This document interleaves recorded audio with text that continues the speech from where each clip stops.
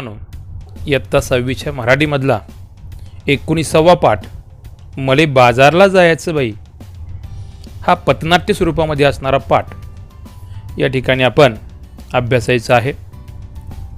या पाठाच्या लेखिका आहेत प्रभा बैकर, ज्यांचा जन्म आहे 1948. प्रसिद्ध लेखिका प्राजक्त पाकळ्या, तिची गोष्ट हे लघुकथा संग्रह, तसेच मनोगत, दवबिंदू झगमगणारे हे ललित लेख प्रसिद्ध आहेत. बाई मी भोळी हा विनोदी लेखसंग्रह, तसेच आनंद मेळा हा बालगीत संग्रह त्यांचा प्रसिद्ध आहे. तशा या प्रसिद्ध अशा लेखिका, त्यांचं असणारं हे पथनाट्य, भारूड रूपाचं असणारं पथनाट्य या ठिकाणी आपण अभ्यासायचं आहे. माणसाने स्वतःच्या सुखसोयीसाठी प्लास्टिकच्या विविध वस्तू बनवल्या. त्याच्या अतिवापरामुळे जनावरांचे मृत्यू, पर्यावरणाचा होणारा ऱ्हास असे भयावह परिणाम दिसू लागले आहेत. हे घडू नये म्हणून सर्वांनी प्रयत्न केले पाहिजेत. या सर्वांचं चित्रण अतिशय मार्मिकपणे भारुडाच्या अंगानं जाणाऱ्या या पथनाट्यातून केलं आहे. प्लास्टिक टाळा, पृथ्वी वाचवा असा बहुमोल संदेश यातून दिला आहे. तर मले बाजारला जायचं बाई हा जो पाठ आहे, तर या पाठामध्ये हा भारुडाच्या रूपानं असणारं एक पथनाट्य आहे. तर अलीकडच्या काळामध्ये माणसानं प्लास्टिकचा शोध लावला, प्लास्टिकच्या अनेक वस्तू बनवल्या आणि त्याचा अतिवापरही व्हायला लागला. आणि या अतिवापरामुळं अनेक प्रकारच्या समस्या ह्या निर्माण झालेल्या पाहायला मिळतात. यामध्ये जनावरांचा मृत्यू असेल, प्लास्टिक जे आहे ते कुजत नाही, जाळलं तर त्याच्याहून जास्त प्रदूषण होतं आणि यामुळं पर्यावरणाचा ऱ्हास जो आहे हा वेगानं व्हायला लागलेला आहे. आणि अशा प्रकारे पर्यावरणाचा ऱ्हास होऊ नये यासाठी आज प्रयत्न करणं ही काळाची गरज आहे. आणि यासाठीच अत्यंत मार्मिकपणे लेखिका प्रभा बैकर हे भारूड स्वरूपाची असणारी पथनाट्य निर्माण केलेलं आहे. आणि यातून आपणाला प्लास्टिक टाळा आणि पृथ्वी वाचवा हा एक पर्यावरणाच्या दृष्टीनं अत्यंत आवश्यक असा संदेश त्यांनी आपणाला दिलेला आहे. तर एका छोट्याशा ग्रामीण भागामधलं हे दृश्य आहे. त्या ग्रामीण भागामध्ये आपण पाहतो की आठवड्याला बाजार भरतो आणि आठवड्याचा बाजार जेव्हा असतो तेव्हा गावामधल्या ज्या काही स्त्रिया आहेत, त्या पुरुष असतील, ते एकत्र या बाजारला निघतात. आणि जाताना मग आपल्या शेजापाजारी जे असतात त्यांना बोलवलं जातं आणि एकत्रित गप्पा मारत हे सर्व लोक काय करत असतात, बाजारला जात असतात.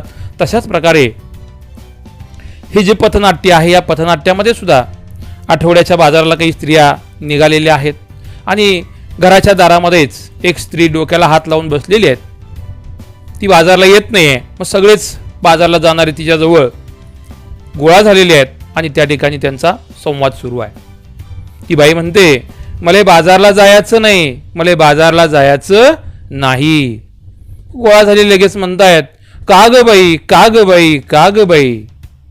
ती बाई म्हणते, नग बाई, नग बाई, नग बाई. लगेच त्यातला एक जण पहिला म्हणतोय, का बरं जायचं नाही, कारण काय ते सांगशील की नाही.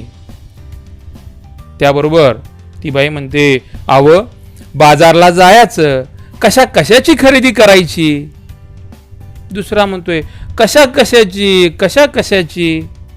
लगेच बाई म्हणते, आव मंडळी, डाळ, तांदूळ आणि भाजीपाला, साबण, कपडे, चपला काय बाय लागतं आपल्या संसाराला. तर या पहिल्या भागामध्ये आपण जर पाहिलं तर ती बाई जी आहे ती बाजारला यायला तयार नाही. म्हणून ज्या जाणाऱ्या बायका आहेत, काही पुरुष आहेत, ते तिला म्हणतात की चल बाजारला चल, तू काय येत नाही. तर ती म्हणते की मला बाजारलाच यायचं नाही. मग त्यातला एक म्हणतो की का बाई, काय यायचं नाही तुला बाजारला. मग ती म्हणते की आपल्याला बाजारला जायचं म्हणजे बऱ्याच प्रकारचे पदार्थ, वस्तू आपल्याला खरेदी करावं लागतात. मग काय काय करावं लागतात. तिने सांगितलं की डाळ लागते, तांदूळ लागतो, भाजीपाला लागतो, साबण, कपडे, चपला अशा अनेक वस्तू आहेत की ज्या संसारासाठी आपल्याला आवश्यक आहेत. त्या सगळ्याच आपल्याला या बाजारातून खरेदी कराव्या लागतात. व तिसरा म्हणतोय, मग ते समद घेऊन ये की, त्यात अवघड काय. लगेच बाई म्हणते, अरे आणू कशात, ठेवू कशात. दुसरा लगेच म्हणतोय, आता तर समध्या वस्तू कॅरी बॅग मध्ये देतात की. त्याबरोबर बाई म्हणते, अव तोच तर मोठा घोटाळा आहे. लगेच सगळे इतर म्हणतायत, कसा काय कसा काय कसा काय. पहिला म्हणतोय, कॅरी बॅग भरून आणावी, वस्तू वतून डब्यात भरावी आणि कॅरी बॅग फेकून द्यावी म्हणजे झालं. बाई म्हणते, त्या कॅरी बॅगा समध्या गटारीत अडकतात, समध्या नाल्यात तुडूंब भरतात आणि सांडपाणी येतं रस्त्यात. तर इथं ते लोक सगळे म्हणतायत तिला की मग चल, तुला जे जे काही आणायचं आहे ते तू बाजारातून घेऊन ये. पण ती बाई म्हणते, मग आणायचं तर आहे पण मी कशात आणू. तर त्यातला एक म्हणतोय, अरे आता तर सगळीकडे सगळाच माल जो आहे तो कॅरी बॅग मधून आपणाला भरून दिला जातोय, मग त्यात कसला विचार करतोय. पण ती म्हणते, अरे हाच तर सगळ्यात मोठा घोटाळा आहे. त्यातला म्हणतो, अरे त्यात काय अवघड आहे, कॅरी बॅग घ्यायची, माल घेऊन यायचा, डब्यामध्ये माल ओतायचा आणि कॅरी बॅग फेकून द्यायची. त्याबरोबर ती माई म्हणते, अरे हेच तर सगळं चुकीचं आहे, कारण या कॅरी बॅगा तुम्ही सगळ्या काय करता, फेकून देता. या सगळ्या बॅगा गटारीत जाऊन अडकतात, सगळे नद्या नाले याच्यामुळं तुंबतात आणि सांडपाणी जे आहे हे सगळं रस्त्यावर येतं. बघा, त्या बाईचा जो विचार आहे तो वेगळा आहे. तिला कॅरी बॅग म्हणजे तू माल आणायचा नाही, कारण त्या कॅरी बॅगचे दुष्परिणाम तिला माहिती आहेत. ती म्हणते की मला कॅरी बॅग नको आहे, कारण ह्या कॅरी बॅगच्या वापरामुळं होणाऱ्या काही समस्या तिने यातून सांगितलेल्या आहेत. तर आपण कॅरी बॅग वापरतो, तशीच फेकून देतो. ह्या सगळ्या कॅरी बॅगा मग नद्या नाल्या गटारीतून नद्या नाल्यामध्ये जातात, गटारी तुंबतात, नाले तुंबतात आणि मग हे सगळं पाणी जे आहे ते रस्त्यावर येतं आणि यामुळे आपलं आरोग्य सुद्धा बऱ्याच वेळा धोका आपल्याला घ्यावा लागतो. तेव्हा दुसरी म्हणते, काय सांगता काय बाई. बाई म्हणतात, मग ध्यानात येत का नाही, म्हणून म्हणते मले बाजारला जायचं नाही, मले बाजारला जायचं नाही. इतर म्हणतात, का ग बाई का ग बाई का ग बाई. बाई रडत रडत म्हणतायत, अहो माझी हरणी दुधाची म्हैस. तिसरा म्हणतोय, आता तिले काय झालं. बाई, अव माझी हरणी मला सोडून गेली. दुसरा, कुठं, जंगलात की अरण्यात. बाई म्हणतायत, नाही हो, ती मरून गेली. इतर, कशापायी मेली तुझी हरणी, तिच्यासाठी तू का गाते रडगाणी, काय नाही केलं तू औषध पाणी. तर इथं जो संवाद आहे त्याच्यामध्ये तिने सांगितलं की या प्लॅस्टिकमुळं काय समस्या निर्माण होतात. मग दुसरा म्हणतोय, मग काय करायचं बाई यासाठी, मग तुला काय यायचं नाही, म्हणून तर म्हणते की मला बाजारामध्ये यायचं नाही, मला बाजार करायचाच नाही. आणि मग सगळे कागबाई म्हणताना पुन्हा ती बाई रडत सांगते की माझी हरणी जी दुधाची म्हैस आहे ती मला सोडून गेलेली आहे, ती मेलेली आहे. मग सगळे म्हणतात, मग तू का मेली, कशानं मेली, आणि तू का रडत बसलेली आहेस, तू काय तिला औषध पाणी केलं नाहीस का. ती आजारी असताना तू औषध पाणी केलं असताना जर ती मेली असेल तर तू का रडतेस. त्यावरती बाई म्हणते, ते तर सांगत्या मी ध्यानात येत का नाही, प्लॅस्टिकच्या कॅरी बॅगा तिनं चगळल्या, तिच्या पोटात गेल्या, म्हणून तिचं मरण ओढवलं.